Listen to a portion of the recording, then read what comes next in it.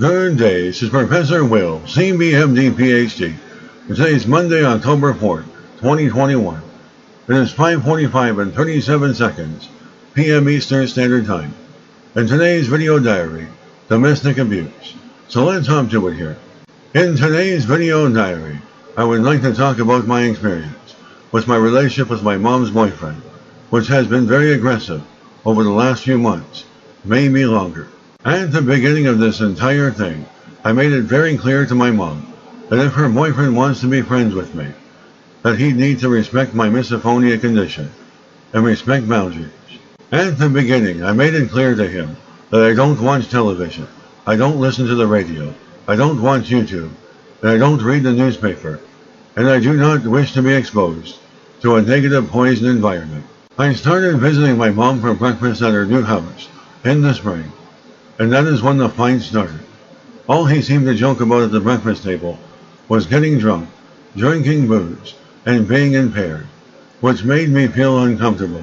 And on many occasions, he constantly makes jokes about drinking booze and getting intoxicated, which I find offensive. I found it very offensive and made assertive comments about his behavior. I was talking to my mom over the telephone about the issue a day after, and she was offended. My mom got mad, and her boyfriend picked up the phone and said, "This is my effing house, and you won't be allowed here anymore," with a very threatening and intimidating loud voice. And he made it clear that I could never ever visit my mom's house again. So I quickly hung up the telephone, and at that point I did not want to engage with his violent aggression. And to make a long story short, he slashed at me several times in person, and was verbally violent and aggressive with me on several occasions.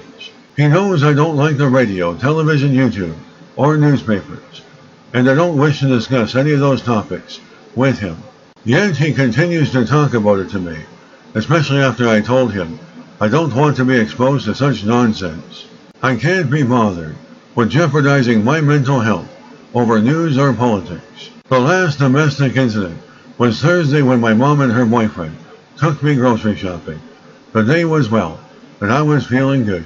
On the way back home, my mom's boyfriend blared the radio, and I asked him to please turn it off, as he knows that I can't stand listening to the radio. He immediately started going off on a rampage, and started verbally abusing me, with rude and aggressive confrontational comments. He also told me that it was his effing man, that he could do whatever he effing wants, and for me to take an effing taxi, and he repeated several times, with an aggressive and threatening attitude. At that point, I could not engage with his aggressive behavior, so I ignored him the entire way back home, and I handled myself very appropriately. My mom takes his side all the time, because she is scared of him and feels threatened or intimidated. I told my mom that her boyfriend will no longer be allowed in my life, on my property, and I wish for him not to talk to me, directly or indirectly, ever again.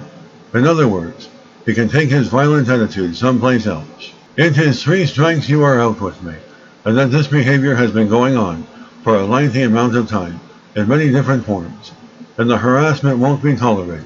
I took enough domestic and violent abuse from my stepdad when I was a kid, and it won't be tolerated anymore from anyone else. My dad passed in 2009, and I could never open up or talk about my dad's domestic violence and abusive behavior to anyone while he was alive. And my mom still does not want to engage on the topic, and she candy coats everything with lies and covers up for my stepdad's threatening and abusive historical behavior. Overall, I think I handled myself well over the period of these domestic issues and utilized my assertiveness skills to my fullest potential. And this video diary was written by me, Professor Will, CBMD PhD, scientist, researcher, philanthropist, and writer. My video diaries are written for educational purposes, and I hope you enjoyed listening. Until next time, have a great day.